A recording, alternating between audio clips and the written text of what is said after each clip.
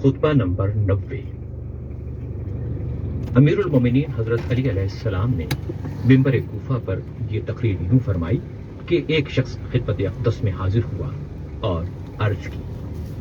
या अमीरुल मोमिनीन अलैहिस्सलाम, अपने खुदा का इस तरह तारुफ कराएं कि हमारी मोहब्बत और मारिफत बढ़ जाए, या ये सवाल किया, ऐसा तारुफ कराएं कि हम मुशाहिदाए ऐनी कर लें। अमीरुल मोमिनीन अलैहिस्सलाम नाराज हुए और नमाज का ऐलान करा दिया। इस कदर लोग जमा हुए कि मस्जिद छलक गई। आप मिंबर पर तशरीफ लाए और हम दो दुरूद के बाद तकरीर इरशाद फरमाए। मुस्तहिक़े सिपास व शुक्र वो खुदा है जो अपनी नेमतों को रोक ले और किसी को कुछ न दे तो और ज्यादा अमीर नहीं हो सकता, और जूद व बख्शिश उसकी सरबत व दौलत में कमी नहीं कर सकती। हालांकि हर देने वाले का सिवाय खुदा के माल कम हो जाता है, और हर न देने वाला सिवा खुदा के बुरा समझा जाता है। बिला शुबा वो खुदा ही है जो अपने बंदों पर एहसान करता है और उन्हें नेमत, मनफियत और बड़े बड़े इनामात से नवाजता है। ये मखलूक उसकी अयाल है जिसकी रोजी का वो जिम्मेदार बना है, और जो कुछ ये मखलूक खाती है उसे मुक़द्दर व मुअय्यन फरमा देता है। वो खुदाई है जिसने रग़बत करने वालों और तलब करने वालों को वाज़े और साफ रास्ता बता दिया है। उससे जिस चीज का सवाल किया जाए, इससे गैर सवाल शुदा चीजों के मुकाबले में ज्यादा सखी नहीं कहा जा सकता। वो ऐसा अव्वल है जिससे पहले कुछ न था कि कोई चीज इससे पहले मानी जा सके, और ऐसा आखिर है जिसकी कोई इंतहा नहीं कि इसके बाद कोई चीज तस्लीम की जा सके। वो इससे माने है कि मर्तम के चश्म उस तक पहुंच सके या इदराक कर सके। उस पर जमाने के इनकलाब वारिद नहीं होते जिससे उसके अहवाल व मकामात में तगय्युर वाक़े हो। न वो किसी मकान में है कि उसके लिए नक्ल व हरकत रवा हो सके। वो अगर इन तमाम चीजों को अता कर दे जिन्हें पहाड़ों की कानें और समंदरों की सीपियां देती हैं, जैसे चांदी, सोना, मोती, मरजान के होशे, जब भी उसकी अता और बख्शिश पर कोई असर नहीं होता, और उसकी नेमतों के खजाने कभी खत्म नहीं हो सकते। और उस खुदा के पास वो नेमताए बेपाया और बिन्हा है कि आदमी उनसे आगाह नहीं, जिन्हें कभी भी अहले दुनिया की तलबगारियां तमाम नहीं कर सकेंगी, इसलिए कि वो ऐसा जव्वाद व सखी है कि जिसकी अता को सवाल करने वालों का सवाल कम नहीं कर सकता, और मुसलसल सवाल करने वालों की दरियोज़गिरी उसे बखील नहीं बना सकती। पूछने वाले देख, और कुरान करीम ने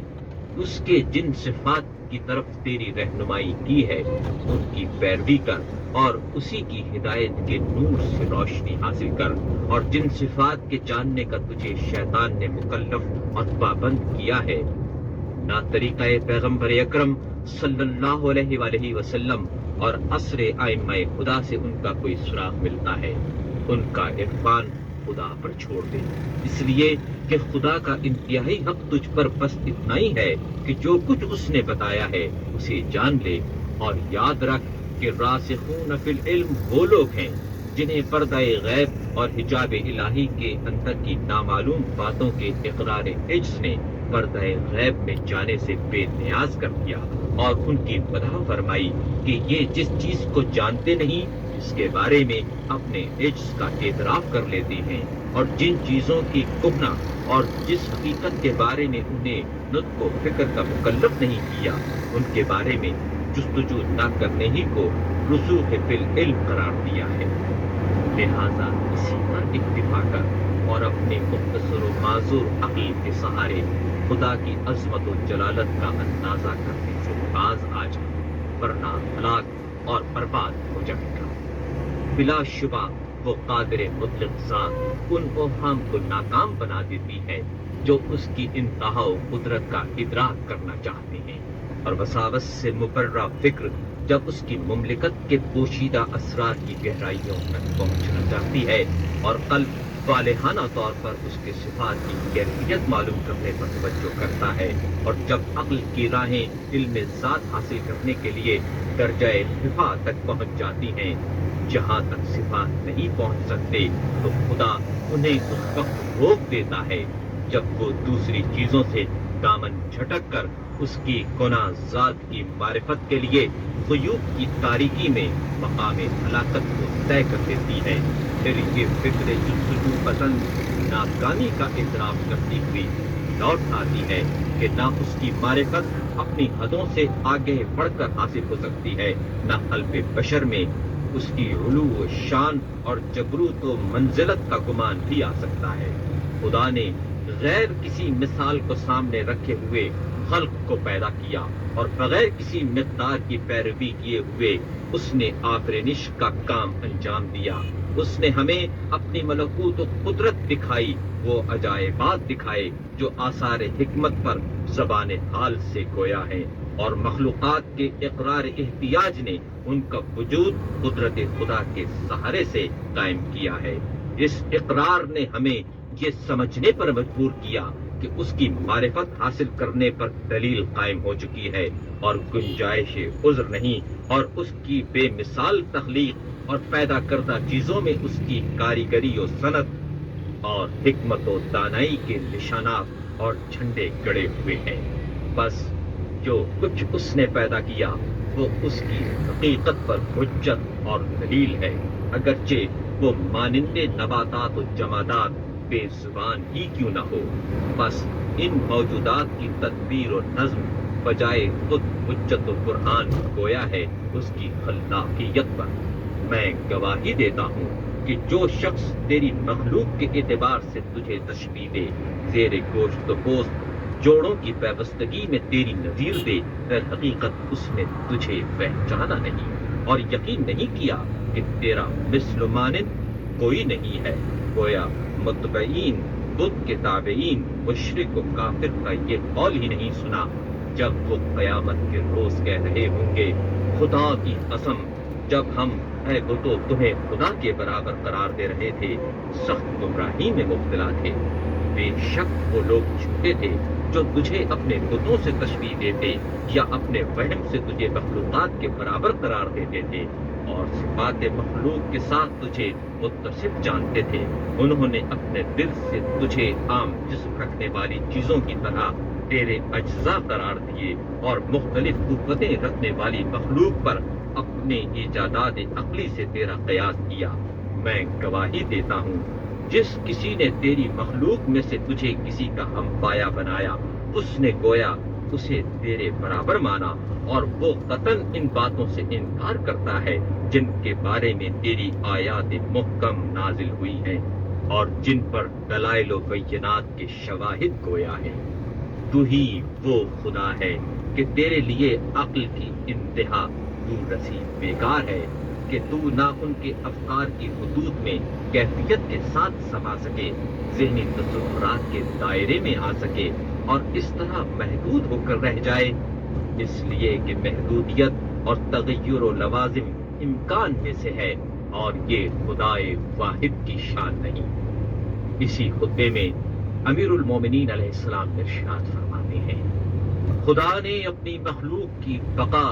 زندگی کو معین کیا ہے، اسے مستحکم اور استوار بنایا، اس کا بندوبست کیا، اور اس میں کرم نمائیاں ملحوظ رکھیں، اور اسے اپنے مقصد حیات میں اس طرح متوجہ کر دیا کہ اب نہ وہ حدود منزل سے تجاوز کر سکتا ہے اور نہ منزل مقصود تک پہنچے بغیر دم لے سکتا ہے۔ جب اسے راہ مشیت پر راہ روی کا حکم دے دیا گیا تو یہ بات اس پر گراں نہیں گزری، اور یہ کس طرح ہوتا جبکہ جملہ امور اس کی مشیت ہی سے صادر ہوتے ہیں۔ جو اشیاء گوناگوں کا خالق ہے، قوت فکر کی طرح رجوع کیے بغیر اور نہ انسانی طبعوں کی طرح اس کا کوئی محرک تھا کہ اس نے پہلے سوچا پھر جب کیا، اور بغیر تجربے اور آزمائش کے کہ وہ خدائے وحدہ لا شریک ہے۔ خلقت و آفرینش کا سارا کام اس نے اپنی مشیت سے کیا۔ ان میں سے ہر ایک نے اس کی اطاعت قبول کی، اس کی دعوت تسلیم کی، اس طرح کہ نہ تاخیر کو دخل دیا، نہ سستی کو درمیان میں آنے دیا۔ اس نے تمام چیزوں کی نادرستی اور کجی دور فرمائی، ان کے حدود مقرر کیے اور اپنی قدرت سے متضاد چیزوں کے درمیان جوڑ اور ربط پیدا کیا اور انہیں اس طرح باہم پیوست کر دیا کہ ان کا جدا ہونا ممکن نہ رہا۔ پھر اجناس کے اعتبار سے اقدار اور حیات میں فرق پیدا کیا۔ یہ ہے وہ پہل پیدا ہونے والی کائنات جس کی بناوٹ کو اس نے محکم کیا اور محض اپنے ارادے اور مشیت پر اس کائنات کی ایجاد و اختراع کی۔ اسی خطبے کے ایک حصے میں امیر علیہ السلام نے آسمان اور آیات الہی کا ذکر فرمایا ہے۔ آپ فرماتے ہیں، خدائے بزرگ و برتر نے آسمان کے کشادہ راستوں کو کسی چیز میں لٹکائے بغیر منظم اور برقرار کر دیا، اس کے وسیع شگافوں کو باہم ملا دیا، اس کے اور اس جیسے گردن کے درمیان ربط پیدا کیا۔ فرمان الہی لے کر زمین پر اترنے اور لوگوں کے نامہ اعمال لے کر آسمان پر چڑھنے والے ملائکہ پر سختی کی راہیں آسان کر دی۔ ان آسمانوں کو اس نے اس وقت پیدا کیا جبکہ یہ دودرے بخار سے زیادہ نہ تھے، تاکہ آپس میں زیادہ فاصلہ رکھنے والے طبقات باہم پیوست ہو جائیں، اور تدبیر و تنظیم کے بعد ان کے بند دروازے کھول دیے، ان کے رکنوں پر ستارہ درخشاں کے نگہبان مقرر کیے اور اپنی قوت سے انہیں اس بات سے روک دیا کہ اپنے مرکز سے ہٹ کر شفاف ہوا میں گردش کریں۔ انہیں اپنے حکم کا پابند بنایا۔ اس نے خورشید کو کہ بینا کنندہ ہے دن کی علامت قرار دیا، اور چاند کو اس کا نور اوقات شب میں کم زیادہ ہوتا رہتا ہے رات کی نشانی بنایا، اور ان دونوں کو ان کی اہمیت کے مطابق مشیر رہرو بنا دیا، اور درجات کے مدارج میں ان کی ایک حد معین کر دی تاکہ اس طرح وہ ان دونوں کے ذریعے شب و روز میں امتیاز پیدا کر دے اور ان کی مقداروں سے سالوں کی گنتی اور حساب معلوم کیا جا سکے۔ پھر اس نے ہر آسمان کی فضا میں اس کا فلک معلق کر دیا، اور ستاروں کو کہ موتی کی طرح سفید ہیں اور کواکب کو کہ مانند چراغ روشن ہیں اس کی زینت اور آرائش قرار دیا، اور چورا چوری رموز الہی کی کنسوئیاں کرنے والے شیاطین پر اس نے درخشاں ستاروں کے تبر چلائے، اور ان ستاروں کو اس نے تسخیر کے بعد ان کے راستوں پر رواں کر دیا کہ ان میں جو ثابت قدم ہیں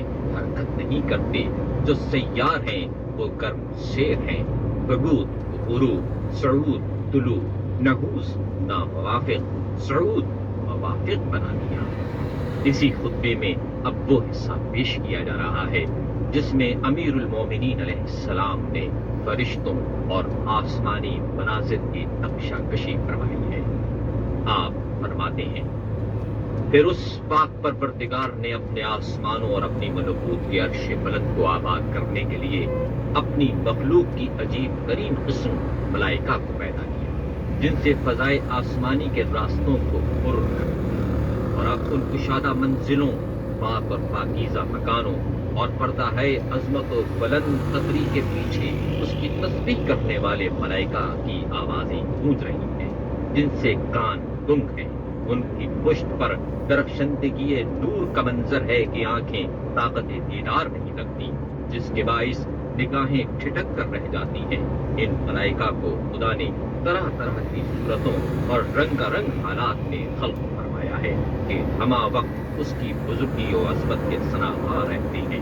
یہ کئی پر رکھنے والے ملائکہ اس کی بلندی عزت کی تسبیح کیا کرتے ہیں، اور خدا کی پیدا کی ہوئی چیزوں اور صنعتوں میں سے جو چیزیں آشکار و ویدہ ہیں انہیں اپنی جانب منسوب نہیں کرتے، نہ اس امر کا اعادہ کرتے ہیں کہ جن چیزوں کو خدا نے تنے تنہا پیدا کیا ہے ان کی تخلیق میں یہ بھی شریک ہیں، بلکہ یہ وہ بندگان گرامی ہیں جو کبھی فرمان الہی سے سرتابی نہیں کرتے، ہمیشہ اس کے احکام پر عمل کرتے ہیں۔ ان میں سے بعض اپنے مقام پر وہی خدا بندی کے امانت دار ہیں،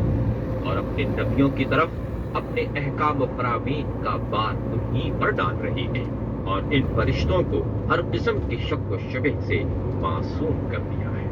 بس ان میں کوئی ایسا نہیں ہے جو رضائے خدا بندی سے منحرف ہو جائے۔ عبادت کرنے کے اسباب مہیا کرنے میں ان کی مدد فرمائی ہے پروردگار عالم نے، اور اپنے کرم سے تواضع کو ان کا شعار قرار دے دیا ہے، اور ان پر سپاس گزاری اور حمد خوانی کے دروازے کھول کر ان کی مشکل میں آسانی پیدا کر دی، اور توحید و یگانگی خدا بندی کی آشکار علامتیں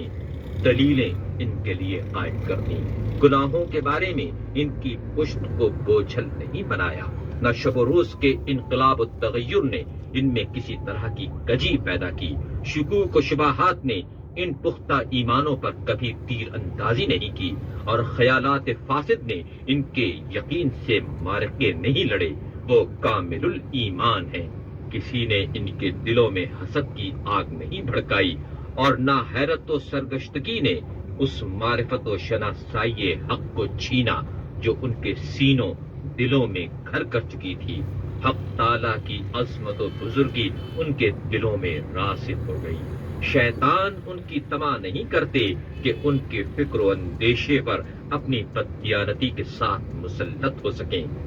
ان فرشتوں میں ایک دستہ وہ ہے، ابر پرباراں، کوہ بلند و بزرگ تر اور راستہ بھلا دینے والی تاریکی اور تیرگی میں موجود ہے۔ اور انہی فرشتوں میں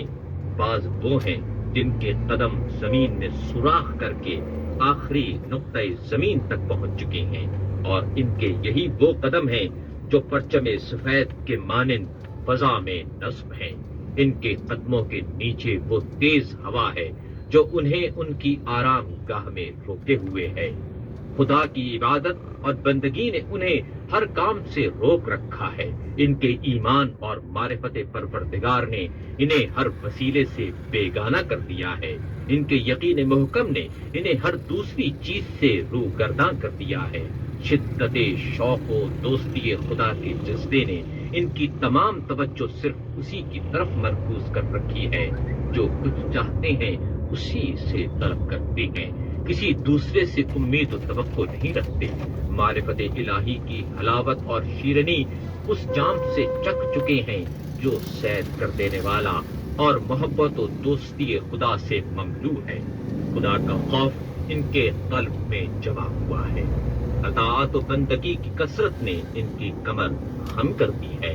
مگر خدا کی جانب میل و رغبت کی کثرت نے اس کی بارگاہ میں ان کے تضرع و ساری کو کم نہیں کیا ہے۔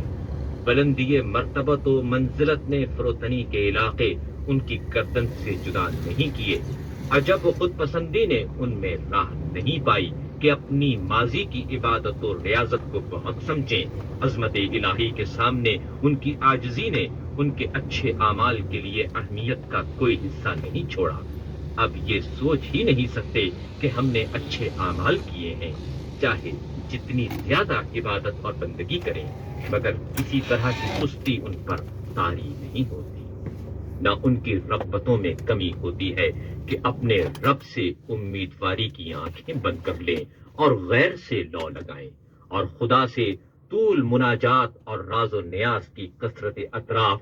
زبان کو خشک نہیں کر دیتی، نہ دوسری مصروفیات ان پر غالب ہوتی ہیں کہ خدا سے راز و نیاز مناجات کا سلسلہ منقطع ہو جائے۔ اور جس طرح مقام پر یہ عبادت و ریاضت کے لیے کھڑے ہوتے ہیں، ان کے کاندھے پہلو ادھر ادھر نہیں ہوتے، نہ اس کے احکام میں راحت طلبی کے لیے گردن موڑتے ہیں، نہ ان کے پختہ ارادوں پر غفلتوں کی خود فراموشی غالب آنے پاتی ہے، نہ ان کی ہمتوں پر گمراہ کن خواہشوں کے تیر برستے ہیں کہ وہ اطاعت الہی سے الگ ہو جائیں۔ انہوں نے دارائے عرش کو روز حاجت و نیاز بندی کے لیے ذخیرہ بنا لیا ہے، اور جب اس کی مخلوق دوسری مخلوقات کی طرف متوجہ تھی، اس وقت بھی انہوں نے اپنے شوق کی وجہ سے ادھر ہی رخ رکھا۔ یہ کبھی بھی حد عبادت کی انتہا کو نہیں پہنچتے، اور اگر انہیں پابندی اطاعت کا شوق پلٹاتا ہے تو انہی چشموں کی طرف جو امید و بیم سے کبھی خالی نہیں ہوتے، یعنی مصروف عبادت ہی رہتے ہیں، اور عذاب الہی سے خوف کا سبب کبھی ان کی نظروں سے نہیں ہٹتا کہ اپنی کوشش سے دست برداشتہ ہو کر سستی اور غفلت کے شکار بن جائیں۔ تما دنیاوی انہیں اسیر و گرفتار نہیں کر پاتی کہ معمولی سی کوشش کو اپنی جد و جہد پر ترجیح دیں۔ جو اعمال ان سے سرزد ہوتے ہیں انہیں یہ بزرگ اور کرام مایا نہیں سمجھتے، اور اگر ان کو بڑا سمجھتے ہوتے تو امید ثواب خوف خدا کو ان کے قلوب سے زائل کر دیتا۔ وہ شیطان کے غلبے سے اپنے پروردگار کے بارے میں اختلاف نہیں کرتے، اور بدی اور دشمنی انہیں ایک دوسرے سے جدا نہیں کرتی، اور ایک دوسرے پر حسد و کینہ ان پر راہ نہیں پاتا، اور انواع شک و ریب نے ان پر غلبہ نہیں پایا، اور ان کی ہمت و پختہ ارادے بڑھتے نہیں۔ بس فرشتگان خدا اسیر و گرفتار ایمان ہے۔ حق و ایمان سے روگردانی انہیں ایمان سے جدا نہیں کرتی، اور طبقات آسمانی میں دل بھر جگہ ایسی نہیں جہاں کوئی فرشتہ حالت سجدہ میں موجود نہ ہو، یا کوئی فرشتہ حکم باری تعالیٰ کی بجا آوری سعی و کوشش نہ کر رہا ہو۔ یہ اپنے خدا کی کثرت اطاعت و بندگی سے اپنے علم و یقین میں اضافہ کرتے ہیں، اور اپنے قلوب میں اس کی عزت و عظمت کو بڑھاتے رہتے ہیں، یعنی ہر وقت اور ہر حال میں یہ خدا سے وابستہ رہتے ہیں، کبھی اس کا دامن نہیں چھوڑتے۔ اپنے خطبہ عالیہ کے اس جزو میں امیر المومنین حضرت علی علیہ السلام نے زمین کی کیفیت خلق اور اس کی صفت نیز انسان اول آدم علیہ السلام کی تخلیق اور آدمیوں کی ذہنی و عملی کوتاہیوں پر روشنی ڈالی۔ آپ اپنے خطبے میں ارشاد فرماتے ہیں،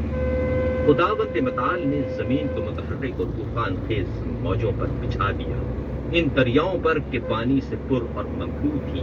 ایسی حالت میں کہ ان کے دریاؤں کی بلند و بالا موجیں متلاطم تھیں اور آپس میں ایک دوسرے کو دھکیل رہی تھیں، اور ان میں اس طرح کی آوازیں گرج رہی تھیں جیسے مست حیوان ترکۂ مستی میں ہو جس کے منہ کف سے بھر چکے ہوں۔ ان تلاطم خیز موجوں کی سرکشی بار زمین سے دب گئی، اور اس کے تلاطم میں جوش کو جب زمین نے اپنے سینے سے دبا لیا تو وہ قابو میں آ گیا، اور جب اس پر اپنے شانوں پہلوؤں کے ساتھ حرکت کرنے لگی تو یہ آب تند ذلیل و شکستہ بن گیا، ساکن ہو گیا، اور ذلت کی آہنی لگام میں جکڑا ہوا فرما بردار اسیر و گرفتار بن گیا، اور فرش زمین تیز و دوراں موجوں کے اوپر ٹھہر گیا، اور اس زمین نے پانی کی ناز فرمائی و سربلندی، تکبر و خودسری اور بھرپور بھاؤ کو شکنجے میں لے لیا، تو اس کی طغیانی کے بعد رکا،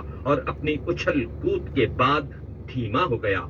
تو جب زمین تلے دب کر پانی کا جوش کم ہوا تو خدا نے اس کے مختلف گوشوں پر بڑے بڑے پہاڑ نصب کر دیے، اور زمین کے اوپر پانی کے چشموں کا راستہ پیدا فرمایا، اور انہیں کشادہ میدانوں اور ان کے اطراف و جوانب میں پراگندہ کر دیا، اور زمین کی حرکت کو پہاڑوں کے سنگ و سخت و عظیم و بلند چٹانوں اور چوٹیوں کے باعث معتدل کر دیا۔ چنانچہ وہ اپنی سطح کے مختلف قطعات میں پہاڑوں کے پیوست ہونے اور شگوفوں میں ان کے پھنس جانے، اور پھر پست و بلند حصہ زمین پر ان کے مسلط ہو جانے کے باعث وہ ہلنے سے رک گئی، اور خداوند تعالیٰ نے زمین اور فضا کے مابین فراخی پیدا کی، اور اس نے ہوا کو زمین پر رہنے والوں کے لیے باعث رحمت قرار دیا، اور پھر اس کے ساکنوں کو ان کے تمام احتیاجات و ضروریات کے ساتھ اس کی طرف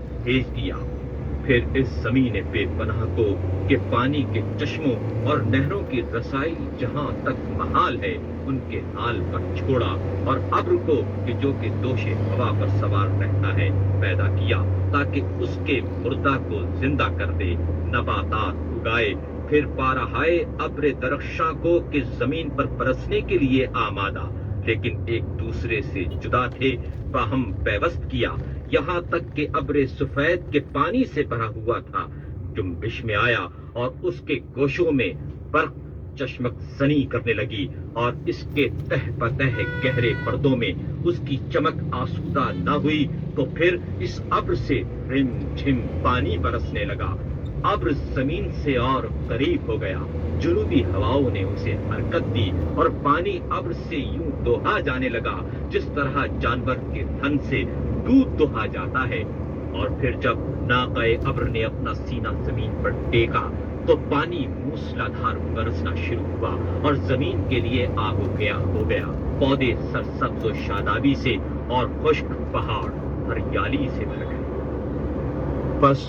زمین نے اپنے پروردگاروں سے زینت حاصل کی اور خوش ہوئی، اور جو کچھ اس میں رویدگی سے نمایاں ہوا، مثلاً شگوفے، گلے درخشندہ و تازہ، زمین ان پر فخر کرنے لگی، اور خدائے بزرگ و برتر نے نباتات کو انسانی غذا اور حیوانات کا چارہ بنایا، اور زمین کے اطراف میں کشادہ راستے نمودار ہوئے۔ ان راستوں پر راہروی کرنے والوں کے لیے علامات و نشانات قائم کر دیے گئے۔ بس جب خدائے بزرگ و برتر زمین کو ہموار کر چکا اور اپنا حکم آفرینی سے انسان نافذ کر چکا تو آدم علیہ السلام کو منتخب فرما کر اپنی ساری مخلوق سے افضل اور برتر قرار دیا، اور انہیں سب سے پہلا انسان بنا کر انہیں اپنی جنت میں آباد کیا اور ان کی روزی کا وہاں بندوبست کیا، اور جس چیز کے کھانے سے منع کیا تھا اسے پہلے بتا دیا، اور یہ بھی بتا دیا کہ اس معاملے میں اقدام و عمل معصیت و نافرمانی ہے اور ان کے مقام و منزلت کے لیے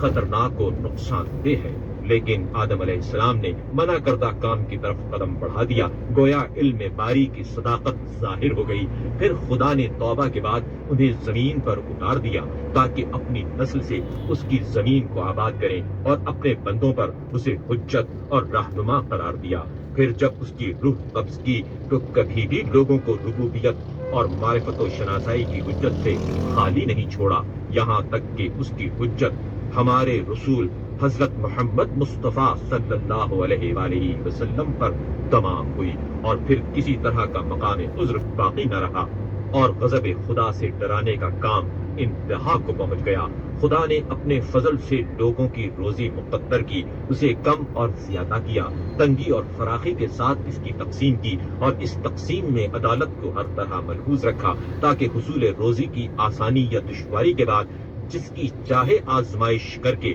اور دولت مند کے شکر اور فقیر کے صبر کو پرکھ لے۔ پھر اس نے روزی کو فراخی کے ساتھ فقر و پریشانی کی سختی سے ملا دیا، اور اشخاص کی سلامتی کے ساتھ آفات ناگہانی کو پیوست کر دیا، اور شادی بے انتہا کے ساتھ غصہ اور اندوہ کو گلوگیر کر دیا۔ اور خدا نے مدت عمر متعین فرمائی کہ کسی کو عمر دراز اور کسی کو عمر کوتاہ، کسی کو پہلے پیدا کیا، کسی کو بعد میں، اس کے بعد اسباب اور موجبات موت فراہم کر دیے، اور موت کو عمر دراز کی تنابیں کھینچنے والا اور عمر کوتاہ کی رسیوں کو پارا پارا کر دینے والا بنا دیا۔ اور وہ خداوند متعال رازداروں کے رازوں کو جانتا ہے اور چپ کے باتیں کرنے والوں کی باتیں سنتا ہے۔ دل میں جو اندیشے ظن و گمان کے باعث جگہ بنا لیتے ہیں ان سے واقف ہے۔ پختہ ارادوں، تزدیدہ نظروں، دل کی چھپی ہوئی باتوں، غیب در غیب معاملات کا دانا و بینا ہے، اور وہ باتیں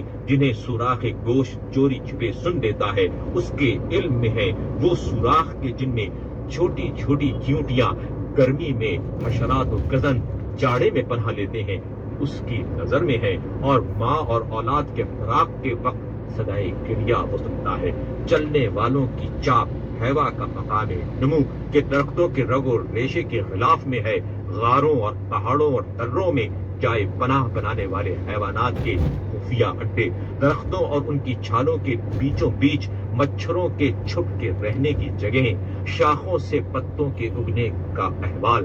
سلب کے راستے، گرمی اور سردی سے مرکب نطفے کے گرنے کا مقام، اونچے اونچے بادلوں، پھر ان کے باہم پیوست ہو جانے والے ٹکڑوں، اور بارش کی بوندیں گرنے کی جگہ، اور ان جگہ سے کہ بگولے جنہیں پراگندہ کر دیتے اور سیل باراں جنہیں نابود کر دیتا ہے، ان سب کا وہ رمز آشنا ہے۔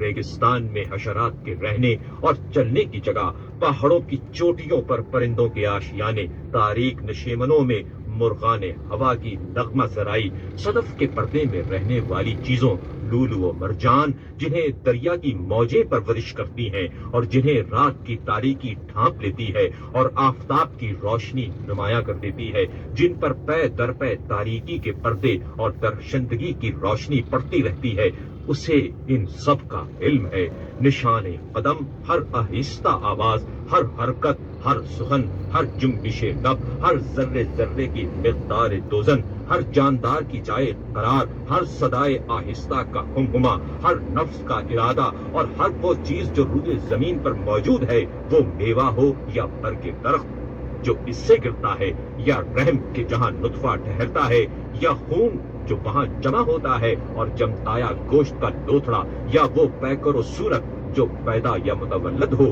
یہ سب کچھ اس کے علم میں ہے، اور اس تمام علم سے انسانوں کی طرح اسے تھکاوٹ اور تھکان نہیں ہوتی، اور جو کچھ وہ خلق فرما چکا، اس کی نگہداری میں بھی اسے ذرہ بھر کوئی دشواری نہیں ہوتی۔ احکام نافذ کرنے اور مخلوقات کی تدبیر انتظامی میں تھکن اور سستی نہیں ہوتی۔ اس کا علم سب میں کار فرما ہے اور سب کو محیط ہے۔ اس کا دامن انصاف سب کے لیے وسیع ہے اور اس کا فضل سب کو ڈھانپے ہوئے ہے، حالانکہ وہ بندے اس کی عظمت کے لحاظ سے کوتاہیاں کرتے ہیں۔ بار خدایا، تو ہی بہترین صفات کا اہل ہے اور تیری نعمتیں بے پایاں، زیادہ سے زیادہ شمار کی مستحق۔ اگر تجھ سے امید کی جاتی ہے تو تو ہی سب سے بہتر امیدگاہ ہے۔ تیری ذات سے آس لگائی جاتی ہے تو تو ہی بہترین سہارا ہے۔ بار الہ، تو نے مجھے قوت گویائی اور بولنے کی قدرت دی،